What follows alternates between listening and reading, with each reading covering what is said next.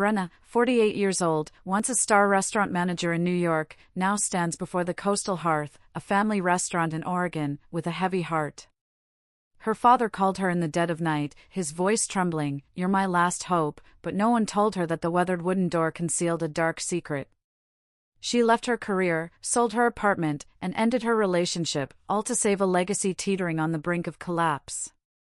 But when she steps into the kitchen, she finds her brother Henry, 45, who's never so much as held a frying pan, strutting around with an enigmatic smile. Her parents declare Henry will take the lead, dismissing her 18 years of experience. What awaits Brenna behind Henry's inscrutable gaze? She's about to find out.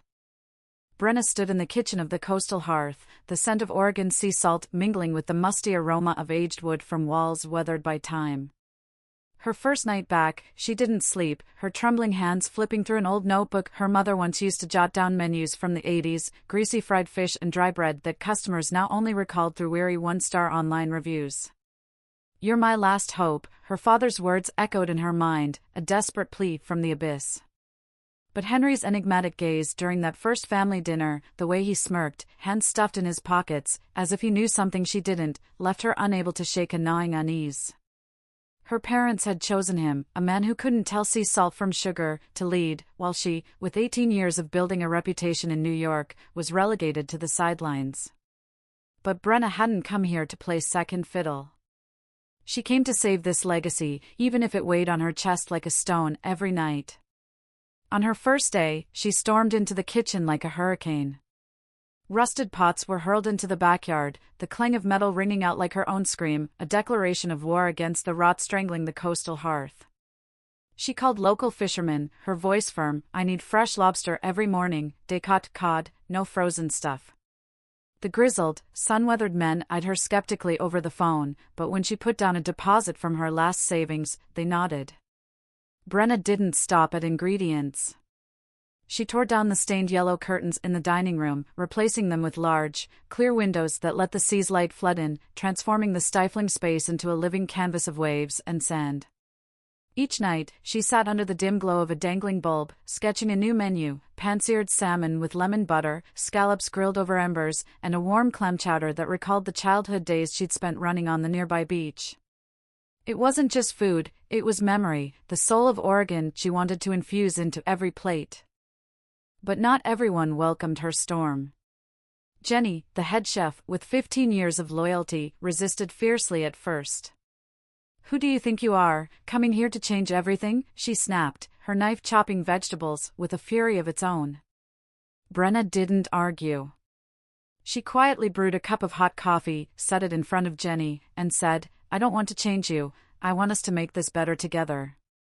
The next day, Jenny arrived earlier than usual, bringing an heirloom recipe for clam stew she'd never shared with anyone. That was the moment Brenna knew she wasn't alone. Emily, the young waitress with a radiant smile, started chiming in too. Customers love stories with their orders, why not add a line about where the seafood comes from? That small idea became a signature. Each dish now came with a tale, like lobster from Depew Bay or clams dug under moonlight. The team slowly became an extension of Brenna's hands, and she felt a fragile spark of hope, like dawn breaking after a storm. The Oregon Flavor Night event was her boldest gamble. Brenna hung twinkling lights around the restaurant's porch herself, turning it into a cozy nook against the cold night.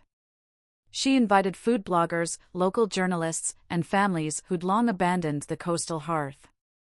That evening, the smell of grilled fish filled the air, laughter mingled with tales of the sea, and for the first time in years, the place was packed. An elderly man, eyes glistening, took her hand and whispered, "I thought this place was dead, but you've brought back the old days." Brenna smiled, but as she turned away, she wiped a tear. This success wasn't just numbers, it was the revival of a place that had been her childhood, where she'd once sat on the bar watching her mom wrap bread for customers. Yet each night, when the last light went out, Brenna sat alone among the empty tables, facing a wordless loneliness. She'd left New York behind, the man who'd proposed under misty streetlights now reduced to a cold breakup text, "I can't wait forever." Her phone buzzed with praise from customers, but not a single call from her parents. They visited the restaurant once, looked around with puzzled expressions, then left without a word. Henry was different. He'd show up unannounced, a glass of wine in hand, tossing out a casual jab, "This place looks decent, but don't think you'll keep it up for long." That cryptic smile appeared again, a warning she couldn't yet decipher. Brenna gripped the tablecloth, stifling the anger rising in her chest. She knew she was doing the right thing. Revenue had doubled, customers were returning, 5-star reviews flooded social media, but why did her heart still ache? Why did every step feel like walking on invisible thorns? She didn't realize her efforts were just the prelude to a bigger nightmare. Henry wasn't just standing by, he was watching, waiting, perhaps plotting something even her parents hadn't foreseen. Brenna gazed out at the sea through the wide windows, the waves crashing steadily like the breath of a sleeping beast. She told herself to keep going, to stay strong, but deep down, she felt an ominous premonition. The coastal hearth had come back to life under her hands, but the price she'd pay, and what lay ahead, might be greater than anything she could imagine. Brenna sat in the tiny office behind the coastal hearth's bar, the dim light from an old desk lamp casting shadows on her face, where faint lines of exhaustion had begun to deepen after months of pouring herself into the restaurant. The distant sound of the sea rolled in, a mournful tune reminding her of all she'd sacrificed to breathe new life into this place. But that fleeting peace shattered when her mother stepped in, hands clasped tightly as if hiding something. "Brenna," she said, her voice soft yet cutting, "we've decided Henry will take charge. You're great in the kitchen, but he's the one who can take this place to new heights." The word struck like a dagger to her heart, sharper than the clang of rusted pots she'd once heard in her early days back. Brenna looked up, eyes wide, but her mother had already turned away, leaving her with a suffocating silence and an unspoken question: were all her sleepless nights, the sweat-soaked shirts, just a game so Henry could take the stage? The next day, Henry arrived, not as a helper, but as the one in control. He lounged in their father's old leather chair, feet propped on the desk, twirling a pen like he was running the world. "You keep cooking, sis," he said, his tone smooth but laced with mockery. "I'll handle the big stuff." Brenna stood in the doorway, gripping the wooden frame until her knuckles whitened, watching him gesture with baseless confidence. She wanted to scream, to rip the pen from his hand and hurl it out the window, but she turned silently back to the kitchen, where the comforting scent of seafood now failed to soothe the ache in her chest. Henry knew nothing about running a restaurant. He'd never read a revenue report, never felt the crush of a peak-hour rush with a line out the door. Yet to their parents, he was the leader, while she, who'd dragged the coastal hearth from the shadows, was just a silhouette. Henry's destruction began faster than she'd imagined. One morning, Brenna walked into the kitchen to find Jenny, the head chef, with her hair neatly pinned up, packing her things, her eyes red and swollen. "He fired me," Jenny choked out, "said I'm too slow, that I won't follow his vision." Brenna froze. Jenny was the soul of the kitchen, the one who'd stood by her from the start, turning her ideas into reality on every plate. She stormed into the dining room where Henry was fiddling with his phone and roared, "What the hell do you think you're doing?" He shrugged, flashing that cryptic smile she'd seen at their first family dinner. "We need fresh blood, someone faster," he replied, as if he were talking about replacing a burnt-out bulb. Brenna felt her blood boil, but before she could react, Henry stood, patted her shoulder like she was a child, and walked off, leaving her trembling with suppressed rage. In the days that followed, the coastal hearth began to crack under Henry's hands. He slashed ingredient quality. The fresh lobster Brenna had fought for was swapped for cheap frozen stock, and cod now arrived in plastic bags reeking of fishy staleness. "Customers won't know the difference," he laughed when she protested, but Brenna saw it in the disappointed eyes of regulars, heard it in the whispers drifting from the porch. Henry rewrote the menu on a whim, scrapping Jenny's heirloom clam chowder for his creative dish, fried chicken drowned in canned tomato sauce, that no one ordered twice. The breaking point came when she caught him planning to sell the antique wooden table their grandfather had hand-carved, the last relic of the restaurant's early days. "It's old, we need something modern," he said, but to Brenna, it felt like he was erasing the family memories she'd fought to preserve. The storm of emotions hit full force on a rainy night. Brenna stood alone in the kitchen, the hanging lamp flickering from damp wires. She gripped a chopping knife, hands shaking, and then, unable to hold it in any longer, slammed it down onto the cutting board, the wood splitting with a sound that echoed in the stillness. "I gave up my whole life for this place," she screamed, her voice breaking as tears streamed down, mixing with the rain seeping through the door's cracks. She thought of her nights in New York, standing on her restaurant's rooftop, gazing at the bustling streets below, feeling like she belonged. Now, she stood here, shoved into the shadows by her own family while Henry, who'd never shed a drop of sweat for this place, strutted around tearing it apart. She sank to the floor, clutching her face, her sobs blending with the wild crash of the sea outside. The next morning, she rose, eyes still puffy, but something had shifted. She swept up the broken pieces from the floor, picked up the knife, and set it neatly on the shelf. Henry might think he'd won, her parents might see her as just a cook, but Brenna knew her worth. She couldn't let them keep trampling over her sacrifices. As she stepped out of the kitchen, she saw Henry laughing with friends on the porch, oblivious to the empty tables inside. That cryptic smile of his was no longer a mystery, it was a challenge. And Brenna, though broken inside, was ready to fight back, not with words, but with actions they'd never see coming. Brenna drove along Oregon's coastal road, rain pounding against the windshield, blending with her ragged breaths after the stormy night in the Coastal Hearth's kitchen. Her tears had dried, but a fire still burned within her, not to destroy, but to light a new path. Henry could keep the old leather chair and his smug grin, her parents could keep turning a blind eye to the truth, but she wouldn't let them define her for another second. When her headlights swept across a crooked roadside sign, "For sale, old restaurant, oceanfront location," she slammed on the brakes, the car skidding slightly on the wet pavement. She stepped out, her shoes soaking in the icy water, and stood before a dilapidated building with broken windows and a peeling roof. The sea wind howled through the rafters, whispering a promise. In that moment, amid the crashing waves, Brenna shouted, "I'll do it." Not to Henry, not to her parents, but to herself. Buying the old restaurant wasn't just a business move, it was a declaration. Brenna drained her remaining savings, signing the contract with a shivering real estate agent in a rundown nearby cafe. She named it the Tide's Edge, a name evoking the relentless, unstoppable surge of the sea, just like her now. In the early days, she worked alone amid the wreckage, swinging a hammer to tear down rotting walls, sweat mixing with sawdust, each strike erasing a painful shard of memory from the coastal hearth. She was no longer a background player, she was the architect, the artist, the dreamer painting a new canvas.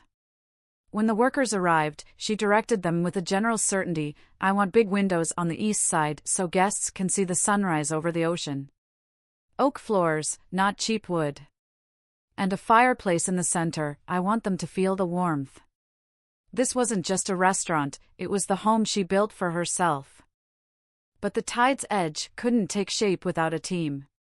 Brenna knew she needed people who understood dedication, people Henry had dismissed like her. She went to Jenny first, now working part-time at a small diner after being fired. Under the diner's dim lights, Brenna set a steaming cup of tea in front of her and said, "I need you. Not to work for me, but to build something great with me." Jenny stared, her eyes flickering with doubt and hope, then nodded. Emily showed up next, carrying a box of homemade cookies and a beaming smile. "I heard you're doing something big. I want in." The three women sat around a folding table in the dusty construction site of the Tide's Edge, sketching ideas on scraps of paper. Jenny suggested a herb-crusted baked cod, Emily proposed a corner where guests could share stories over wine. It wasn't just a team, it was a new family, where everyone had a voice, where Brenna no longer had to prove her worth. The Tide's Edge slowly emerged like a dream taking form. Brenna painted the walls a deep teal, reminiscent of the morning sea. She handpicked every brass hanging lamp, every white porcelain plate etched with tiny waves. Outside, she planted lavender along the walkway, its gentle scent greeting guests before they stepped inside. The night before the soft opening, she stood in the quiet space, the fireplace crackling, warm golden light reflecting off the glass. She ran her fingers along the oak bar, feeling its grain, and whispered, "This is mine." For the first time in months, she felt unburdened, as if the ocean had swept away the stone crushing her heart. But that relief didn't last. Rumors about Henry started buzzing through town, how he'd mocked her beachside rat hole to his friends. Brenna heard it but didn't respond. She saved her strength for opening night. The Tides Edge's grand opening was a symphony of light, sound, and emotion. Guests arrived in droves, more than she'd imagined, crowding under the twinkling lights strung along the porch. The aroma of grilled fish mingled with laughter, the clink of wine glasses ringing out like a wordless toast. An elderly couple near the window gazed at the sea and told Emily, "We've never seen a place this beautiful around here." Brenna stood behind the bar, hands trembling as she poured herself a glass of wine, watching it all with glistening eyes. Jenny emerged from the kitchen, hugging her tightly without a word, while Emily skipped between tables, recounting the story behind each dish with childlike glee. That was when Brenna realized she hadn't just built a restaurant, she created her own world, where she was the center, not a shadow. But amid the joy, a familiar figure passed by the window, Henry, standing in the rain, staring in with an unreadable expression. He didn't come inside, just lingered there, hands in his pockets, that cryptic smile creeping back like a warning. Brenna caught his gaze, and for a moment, a chill ran down her spine. He wasn't there to congratulate her, he was there to watch, to wait. But this time, Brenna wasn't afraid. She turned back to her guests, her team, and the Tide's Edge, the fortress she'd forged from the ashes of betrayal. Henry might think he still held power, but Brenna knew, from now on, she was the one shaping her own fate. The Tide's Edge didn't just survive its opening night, it erupted like a lighthouse piercing Oregon's darkness, warm light spilling from its wide windows, drawing a curious crowd from the small town. Brenna stood behind the bar each evening, her fingers brushing the polished oak surface, listening to the waves blend with the murmurs of customers, praise for the fragrant grilled cod or a glass of wine reminiscent of a Tuscan autumn. Within 2 months, the restaurant became the heart of the coast, featured in prestigious food magazines with headlines like, "The Tide's Edge, Oregon's New Gem." Reservations stretched weeks out, and 5-star reviews flooded social media, calling it an experience beyond expectations.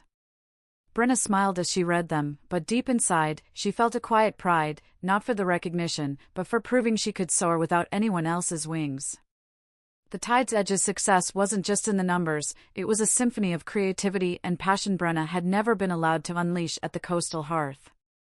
She hosted sea story nights, where local fishermen shared tales of stormy voyages, while guests savored smoky grilled scallops. A corner of the restaurant became the memory wall, where diners left handwritten notes, messages to loved ones, ocean memories, or simply "Thank you for making me happy." One night, while cleaning, Brenna found a scrawled note, "I was ready to quit cooking, but you made me want to try again." She folded it carefully, tucking it into her pocket, feeling as if she'd received an invisible medal. The Tide's Edge wasn't just a restaurant, it was a place of healing, not only for her, but for everyone who walked through its doors. But that glow was suddenly overshadowed by an unexpected dark cloud. 3 days before the Oregon Culinary Awards, where the Tide's Edge was nominated for Best New Restaurant, a vicious rumor spread like wildfire on dry grass. An anonymous social media post accused the restaurant of using low-quality frozen seafood, paired with a blurry photo of a torn plastic bag, something no one on Brenna's team had ever seen. The rumor took root, seeping into coffee shop chatter and the circles of regular diners. The phone began ringing, cancellations poured in, some demanding refunds, with harsh tones, "I'm not paying for garbage." Brenna stood in the kitchen, gripping the phone, as Jenny reported in a trembling voice, "Someone claims they got sick after eating here." "But it's impossible, Brenna, we check everything so carefully." The floor seemed to tilt beneath her, her heart pounding. Who was behind this? And why now, when she was at her peak? The truth crashed in like a rogue wave the next morning. Emily, eyes red from a sleepless night scouring social media, burst into Brenna's office, phone in hand. "I found it," she whispered, pointing to a leaked message from a private group. Henry was the mastermind. He'd hired a freelance writer, paid them to spread the rumor, with a note, "She thinks she's better than me? Let's see who laughs last." Brenna's hands shook so hard the phone slipped to the floor. Henry, not just the destroyer of the coastal hearth, but now determined to shatter the world she'd built from its ashes. She bolted from the office, flung open the kitchen door, and stood in the empty space, the scent of herbs still lingering. "Why?" she screamed, her voice breaking, not at Henry but at the fate that had thrown her into this spiral. Tears hit the stone floor, each drop like a fragment of the last trust she'd held for her family. Jenny and Emily stood silently by the door, too afraid to approach, but their eyes said it all, they believed in her. Brenna didn't crumble. She wiped her tears, took a deep breath, and turned to her team. "We'll prove them wrong," she said, her voice steady despite trembling hands. She pulled out every invoice, every certificate from fishermen, even kitchen camera footage showing fresh lobsters being prepped. Emily posted it all online with a caption, "The truth needs no defense." Jenny cooked a batch of steaming clam chowder, handing it out for free at the door with a message, "Taste it and judge for yourself." Customers returned, not out of doubt, but because they trusted what they'd experienced. The night before the awards, the restaurant was packed again, laughter ringing out as a quiet rebuke to Henry's scheme. Brenna watched, relieved yet aching, not from the rumors, but from the brother she'd once loved now becoming her sworn enemy. When the awards night arrived, The Tide's Edge didn't just get nominated, it won. Under the stage's dazzling lights, Brenna stepped up, trophy in hand, eyes glistening but tearless. She looked out at the audience, strangers clapping, and somewhere in the back, her parents' silent figures, heads bowed, avoiding her gaze. Henry was absent, his failed rumor had driven him into hiding. "Thank you to those who believed in me," she said, her voice low but resonant, "and thank you to those who tried to push me off the cliff. Because of you, I learned to stand strong." The room erupted, but for Brenna, this victory wasn't as sweet as she'd once dreamed, it was bitter, it's cost the permanent fracture of the family she'd once sacrificed everything to save. The victory at the Oregon Culinary Awards still lingered in the air of The Tide's Edge like a cool sea breeze, but Brenna didn't have time to bask in its glow for long. One early morning, as she stood by the wide windows watching the waves lap quietly against the shore, the doorbell rang, not a customer, but her parents. They stepped inside, stripped of their usual confidence. Her mother, clutching a thin coat with trembling hands, her eyes red as if she'd cried all night.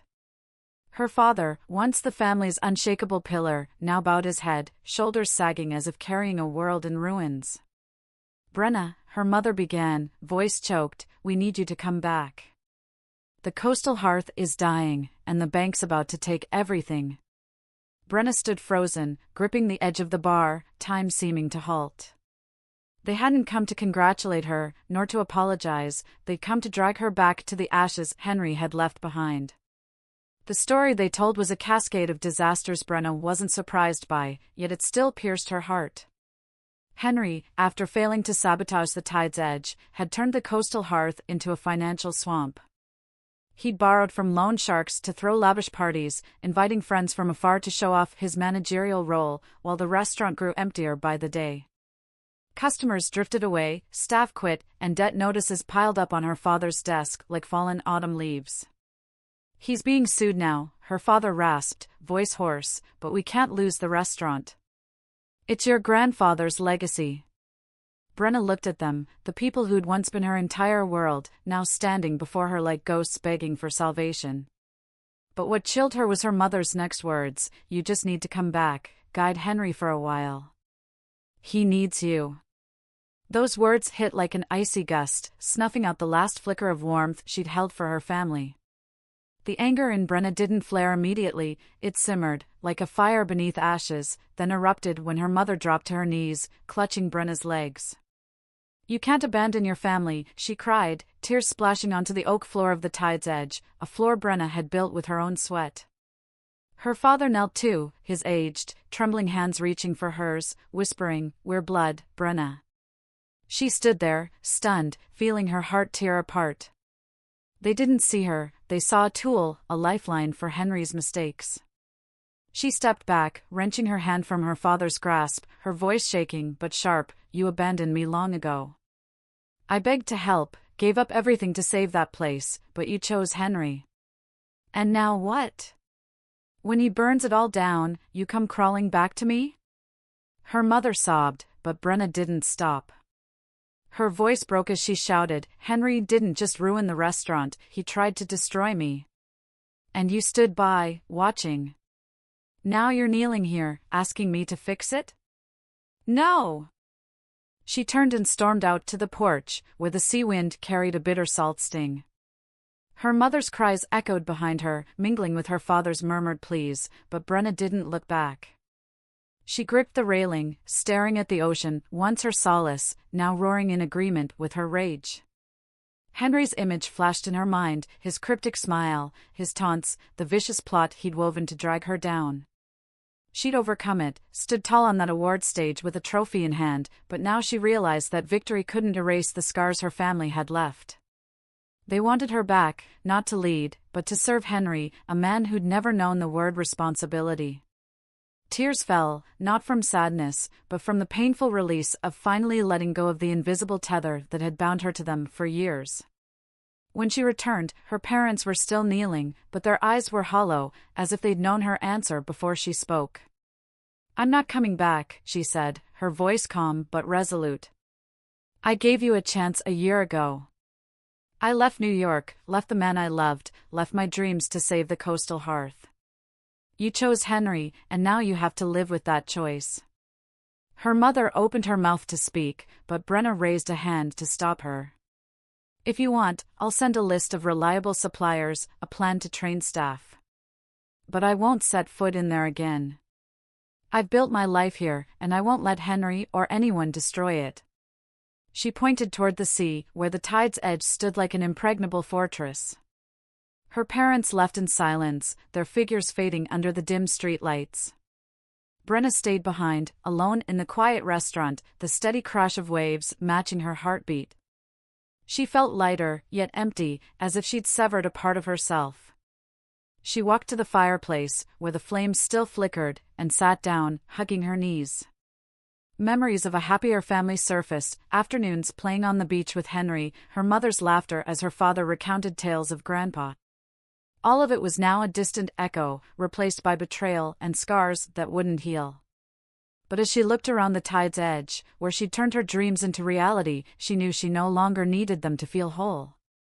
She'd chosen herself, and that was her greatest triumph, though it came at a heart-wrenching cost. After the night her parents left the tide's edge under Oregon's damp darkness, Brenna stood alone on the restaurant's porch, the sea wind cutting through her with a chill that seeped into her very skin. She didn't cry anymore, her tears had run dry, leaving behind a quiet void she'd never known before. But that stillness didn't last. Just days later, the Oregon Culinary Awards swept her back into the spotlight like a towering wave. The Tide's Edge wasn't just nominated, it was crowned Boutique Restaurant of the Year, an unexpected honor even Brenna, with all her faith in her creation, hadn't dared to dream of. As she stepped onto the stage, lifting the gleaming crystal trophy, the room erupted in applause. She looked down, catching Jenny and Emily's eyes in the crowd, their radiant smiles like lighthouses in the night sea. But in a distant corner, her parents lingered, faint shadows with eyes glinting with something between pride and regret. She offered a faint smile, not forgiveness, but an affirmation she'd soared beyond what they'd ever defined her to be. Brenna's speech was brief, but each word landed like a pebble breaking the surface of still water. "I didn't build the Tide's Edge to prove anyone wrong," she said, her voice low yet resonant, "but to prove I could rise from what others thought was the end." The room fell silent, then applause surged again, like waves crashing ashore after a calm day. She didn't mention Henry, didn't speak of the night she'd crumbled, but everyone in the industry knew the story. The man who'd tried to drag her down had vanished from town, leaving behind debts and whispers of shame. This victory wasn't hers alone, it belonged to Jenny, to Emily, to the diners who'd chosen to trust her when rumors threatened to eclipse her light. As she stepped off the stage, a young reporter pulled her aside, asking, "What kept you going through it all?" Brenna gazed out through the venue's wide windows, where the ocean shimmered under moonlight, and replied, "I didn't keep going for them. I kept going for me." In the days that followed, the Tide's Edge became a symbol, not just of cuisine, but of resilience. Customers flocked from afar, not only to eat, but to hear the story of the woman who'd turned a shattered dream into a dazzling reality.